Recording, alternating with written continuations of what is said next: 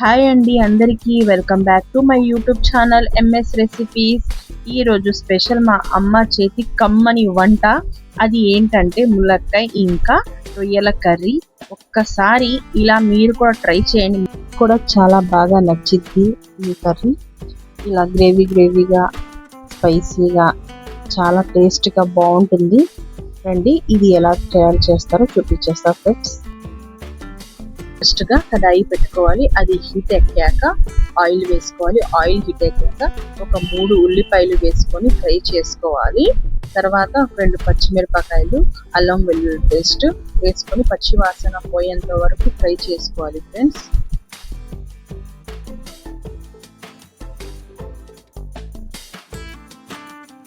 బాగా ఫ్రై అయిపోయింది, పచ్చివాసన పోయింది. ఇప్పుడు రొయ్యలు వేసుకోవాలి. ఆ రొయ్యలు కూడా కొంచెం పచ్చివాసన పోయేంత వరకు ఫ్రై చేసుకోవాలి.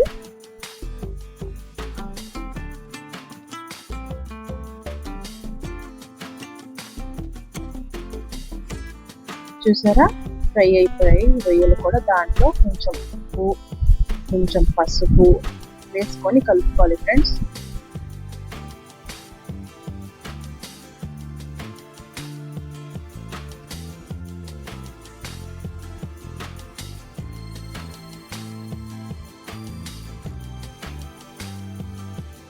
దీంట్లో పచ్చి వాసన మొత్తం పోయింది.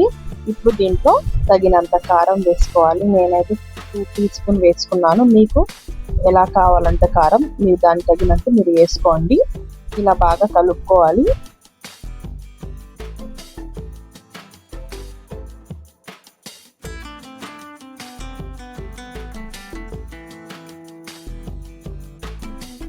నేను ఇందాక కట్ చేసుకున్న ములక్కాయలను వేసేసుకుంటున్నాను. దీంట్లో వేసేసాక బాగా కలుపుకోవాలి. స్టవ్ స్లిమ్ లో పెట్టి ఒక 2 మినిట్స్ మూత పెట్టుకోవాలి ఫ్రెండ్స్. తర్వాత కొత్తిమీర కొంచెం వేసుకోవాలి.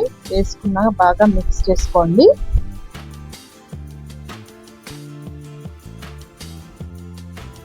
తర్వాత దీనికి తగినంత వాటర్ వేసుకోవాలి. ఇవన్నీ బాగా ఉడకాలి. చూసి దీనికి తగినంత వాటర్ వేసుకోండి.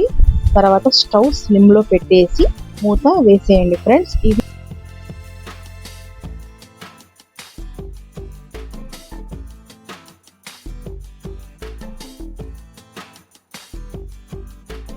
మధ్యలో ఒకసారి మూత ఓపెన్ చేసి కలుపుకోండి, లేకపోతే అడుగు అంటుకుని పోయిద్ది ఫ్రెండ్స్.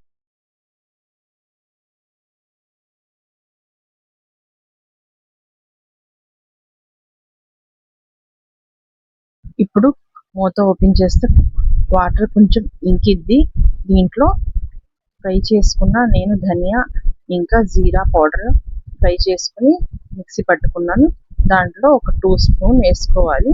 తర్వాత కొత్తిమీర వేసుకోవాలి. వేసుకున్నాక బాగా మిక్స్ చేయండి. అంతే ఫ్రెండ్స్, ఈజీగా కమ్మని ములక్కాయ ఇంకా రొయ్యల కర్రీ రెడీ. మీరు కూడా ట్రై చేయండి, కడుపు నిండా తినొచ్చు. టేస్ట్ అయితే అదరహో. Thank you for watching. Please నా వీడియోస్ కనుక మీకు నచ్చితే లైక్ అండ్ సబ్స్క్రైబ్ చేసుకోండి. Bye friends.